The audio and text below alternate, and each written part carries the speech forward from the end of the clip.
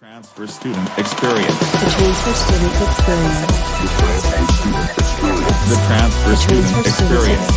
Hopefully yesterday wasn't too much of a scorcher. So hot. It definitely was. About like 112 out here. We've sort of already spoken a little bit Yes. over email, but being homeless, like I can't imagine what that would have been like. So, I mean, do you mind if we sort of talk about that? And Not at all. I'm more than happy to share. From the start, I just grew up in a very restrictive, isolated household. I went to a decent public school in Bakersfield. I took a lot of AP classes and other courses, but for the most part, I wasn't allowed outside of the home other than just to go to school and come back. So I felt really repressed in terms of my capabilities and my learning outcome.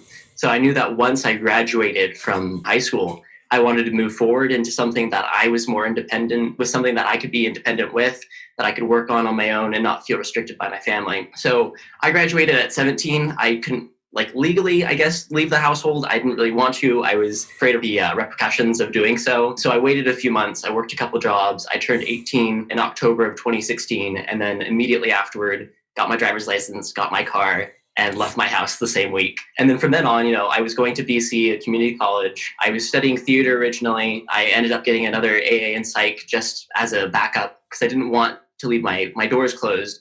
I didn't want to have to keep on worrying about needing to find where my career goal was going to be because I wanted to make money. I didn't want to have to be on the streets for an extended period of time. But having the freedom outside of the home and being homeless was honestly more freeing, and I felt more independent than I ever had in my entire life. So for me, it was like a cost benefit analysis of sorts.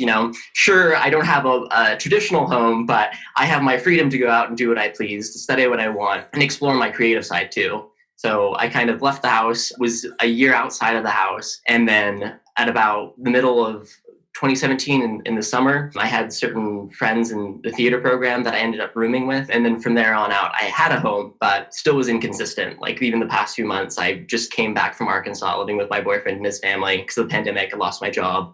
But all at the same time, got into USC and back in California, and things are looking forward. what career goals are you aiming towards? Obviously, you're doing media now and film. The point of school after community college was more of an accelerator. So I had already begun my own personal photography and videography business as of the past couple of years. I graduated from BC in 2018, so I've had a couple of years just on my own. I spent probably a little bit more time than I wanted to out of school, but I also wasn't sure exactly what I wanted out of school. I had the confidence that I could be successful in the film industry and with my own craft and my art independently, but school gives me the resources, the opportunity, the people, and the professors that will teach me things that I wouldn't know otherwise, that has experience that I wouldn't have otherwise, and also to create a network of individuals that I can connect with and work with well into my career and future. My short-term goals are to somehow be putting myself into the entertainment industry. And my long-term goals is hopefully directing filmmaking. USC sort of sits positioned to consolidate your experience and sort of provide a bit of structure. Right. Obviously, you haven't started yet, but again, spring admit, I was a full admit, so I have no personal experience with it. Right. But for you, what was most challenging? Before now, it was honestly finding the time to start getting myself ready for school. And now I feel as though I have a bit more time than I am used to since I have been working nonstop for the past 4 years. So now I'm just trying to fill my time with things that are going to be productive, things that are going to keep me mentally healthy, that's going to keep me physically healthy. So exercise, reading, expanding my just overall understanding of the world, learning another language, which at the same time, kind of works on some of the prerequisites of graduating from USC. So learning another language, I can get that out of the way, pass the test, and not have to worry about it. So I have a lot of credits from college. I didn't need any more credits in terms of transferring credits. I had about 72. They only accept 60, I believe. So I'm just basically trying to focus on the things that I know are going to keep me healthy and keep in a habit as I start school this semester, since I have this opportunity and time to do so. I'm curious to know what communication challenges are you facing, and what would you wish that TSC, the Transfer Student Community, as a student organization could do better? I know that I am one to do a lot of research, a lot of digging. As soon as I found out I got into USC, that's exactly what I started doing. So I found a plethora of resources near immediately that I know a lot of other transfer students hadn't at the time. So that's just kind of like the internal resources of like HBO, like the silly little things, the Canopy, and stuff that are specific to the School of Cinematic Arts, just for being able to consume media, free office and things like that. But in terms of some niche interests that I have, in terms of clubs and organizations, I basically just went through every single club at USC on the My USC interface, and I found the ones that seemed most interesting to me. So TSC was obviously one of them because I wanted to have a better understanding of how to transfer into USC, and especially as a spring admit. I don't know if I had a lot of communication from TSC exactly what they would be offering throughout the semester, but I had enough information from TSC that I felt as though it was a community that could help me regardless. And hence why I emailed you, why I've stayed involved, why I've looked up the social media. There is one thing that I wish I was a little bit more aware of was I forget what you phrase it as, but like the membership program that goes along with TSC. I missed the deadlines for all of those, but I am a semester early. So I guess I didn't miss them. I'm just not as early as I would like to be. But otherwise, I think that the school's done a good job of communicating where to find those resources because I didn't have to spend a lot of time to look for where I needed to be looking. I'm glad that it wasn't too much of an issue for you, but I always just ask that question because it gives me a sense of what we can be doing better and also the university. So AJ, what did you feel made you stand out in the transfer application? Like, what's a point about yourself that you really drove in your essays? One of the things I appreciated with the USC application is that it's very thorough and very holistic. You know, it covers a wide range of attributes that goes into an applicant and a possible student. So I was thankful that I was able to express both my creative side within the School of Cinematic Arts application as a transfer student, as well as just kind of my personal struggle and determination to get ahead amidst that struggle. So I felt there was more space and opportunity within the application to talk about my personal experiences rather than just my academic or extracurricular achievements. So that went into work, that went into the full-time student load, that went into being homeless. Like, these are all things that make a part of who I am and why I felt as though I would be a good applicant for USC. Being homeless and going through that, what lessons do you think you can take from the transfer experience and just being in your position into the future? I mean, obviously, Right. besides the obvious ones like resilience and motivation, what are some like key lessons that you learned while being homeless that you think you'll take with you for the rest of your life? Right. I mean, a part of it for me, and this is what I talked about some in my application too, is the fact that I was homeless and that I got past it really wasn't as important to me. The fact that I was homeless and I stayed hopeful and wasn't brought down by that fact during the time was what was positive for me. So I took my experiences and they were negative, but for one, I know that many have had it far worse than I did. I still was blessed with the opportunity of a job, of living in the United States, of being a California citizen and other things that gave me a little bit of an upper hand when it came to applying for schools and gaining resources just federally and locally. So I think just being able to somehow keep your head up amid any type of challenges. I don't think that I'm going to face challenges as uniquely difficult as I had at that point. And keeping a mindset of understanding, struggle and suffering is a natural part of life.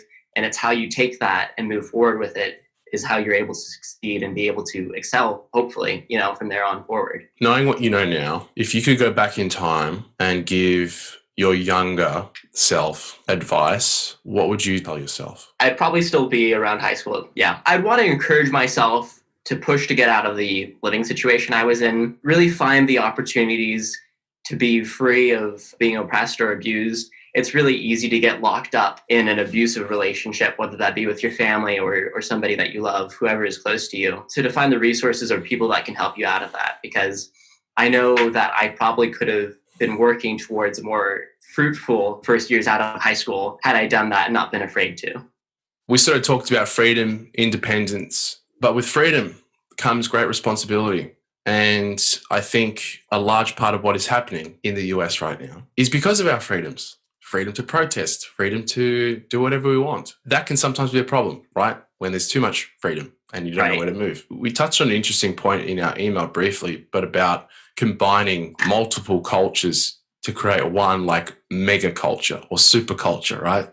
Right. I think your email brought up a lot of good points. I think your email brought a lot of issues that have to deal with how we deal with the world around us, our world specifically being here in the United States. But being that is our world, I think it's good to recognize these issues are sometimes only specific to the United States, because then we can look for answers beyond just us, and we can look to the other developed countries in westernized countries to see how they're doing things a little bit differently and learn from that. So specifically, when it comes to our freedoms of like protesting and speech, like these are things that are foundational to the United States. I mean, that's why we are a country just about. Even the inspiration for countries that are in Europe that are doing better than us now when it comes to just education or governing or socialization of healthcare and things like that. We kind of have those seminal protests in the United States to say, these are our rights. We'll stand up for our rights. And this is what we're going to do if we don't get it. And they did the same thing in Europe. And now they have the resources, whether it be in education, in work, in unemployment, maternity leave, that they didn't have otherwise. So I think that our freedoms are important and need to be protected. However, I don't think there's the guidance that comes early on in our education system to understand, what are we fighting for? What aren't we? There's a lot of polarization in the United States that comes, well, this side of my family says this thing. Education doesn't really tell me otherwise. Why should I believe otherwise? So I think there's a lot of the issue comes just with what we're teaching our children here in the US, and also just how we're preparing them to move on into the real world and approach life and careers and further education too. I always cite that sort of lack of purpose is probably one of the big ones. The reason Yes. why we feel so disillusioned, and I mean, why people have nothing better to do than steal and set things on fire. We've lost that collective vision. The JFK era is definitely a very nostalgic period for people, just because they had that goal of going to the moon and the nation was sort of rallying against Russia. Obviously, the 60s had its own problems, but in terms of that vision, we've lost some of that. Where are we going? We don't know. We're just floating on this little ball in space. I think we lose sight of that. It's just like, we're the only ones here. Why are we wasting time fighting against each other? And there's a whole universe out there to be explored, Right. There's a loss in focus of what is important and what's going to really push us ahead as a civilization or a society. And I think even going further, the US has got used to being, the superpower, the best of the world. So it's easy to be able to get stuck on that and think that we're still doing the best 40, 50 years later, and we're really not doing as great as we thought we were. Sure, economically, we're superior than most countries, but I was even just reading an article this morning, a lot of that basis comes with education, and the less educated we are in terms of how to deal with our societal issues, the less we're going to be able to be economically a powerhouse. We're sort of resting on our laurels, which is funny because you can parallel that to the transfer student experience, because I definitely, as soon as I got into USC, I felt very comfortable. I was like, I got into USC, it's fine now. And so I was resting on my laurels when it's like, no, what's the next step? The whole problem with education now is we're teaching people what to think as opposed to how to think. I don't think it's specific to Eastern philosophy, but even just like Greek philosophy, you read Socrates and all the ancient thinkers, half the time it wasn't even about the content. It was just about the questions asked and just that curiosity, like why? It's a lot of critical thought. Yeah, I mean, Socrates was killed for asking why too much. Right. I think that's the main problem, is that we're spoon-feeding people. We're not giving them the foundation. And so when you leave college and you're thrust into this reality that demands questioning, that demands you to think in a certain way, people can feel lost and depressed, understandably, right? If you've been taught your whole life about what to think, and then you get into the real world and realize that was all wrong, I mean, of course, people are going to feel like shit. Right, exactly. Your whole life you're answering A, B, or C, but really you need to be thinking about, why are you even asking the question at all? Like, what is the importance of this question? And then the answer, what is the importance of the answer? How could that answer be better? What's something that young people can do to contribute, even if it is just making the world less bad as opposed to more good? I always just make the world less shit. Like, you can't guarantee making it better, but you can guarantee making it less bad by being less bad yourself. So what's some advice that you or solution that you would propose to young people can do to make the world a less bad place? It's easy to say this, but it's really hard in practice. But if there is some way to encourage, younger people to be just critical of whatever they're reading and consuming, don't just buy what you read off the bat, or just because a few people tell you, do your research, understand the history, understand where that comes from, understand why somebody else might have a different point of view than you, empathize, I think there is a big empathy loss here in the United States. And that's kind of part of the problem with the polarization between, Democrats, liberals, right, conservatives, Republican. It's because we are easy to deny the other person. it's easy to be against them. But if you're critical of what's going on and what's being said, then, you might have some insight from either side, depending on which one you're on, and kind of find that middle ground of which you can speak and actually have a conversation with. I've known many people just to say, if you're a conservative or you're a Democrat, no, you're not going to be my friend. And it just shuts off so much communication and so much growth that can go on within our lives, Primarily why I'm doing this podcast too is to hear different points of view. Right. I think to be truly woke is to embrace all sides. Exactly. And to understand that both camps are coming from. I think just your scenario is particularly unique. And I think what stood out to me when you emailed me back was just the succinct and the articulation of your thoughts that sort of impressed me. I'm sort of on the other end, I can articulate, but I dumb my language down a little bit. But I appreciated your sort of, skill in articulation. I appreciate it. It definitely comes a little bit more with writing for me than it does just speaking, because I know my thoughts like to bounce around a million ways. And once I sit down for a bit and say, okay, this is what I need to talk about, it's a little easier. So yeah, it can definitely help consolidate thoughts, which I mean, again, I think if you didn't recommend something that young people can do, I think it's definitely write and read more. Yes. Yeah, definitely. Read, get your own thoughts, and then write them down and consolidate them. Yes, exactly. Well, AJ, thank you so much for taking the time to talk with me. It's been a pleasure. It has been a pleasure. I really appreciate you inviting me to talk. Enjoyed it very much. So. The transfer student The transfer experience. student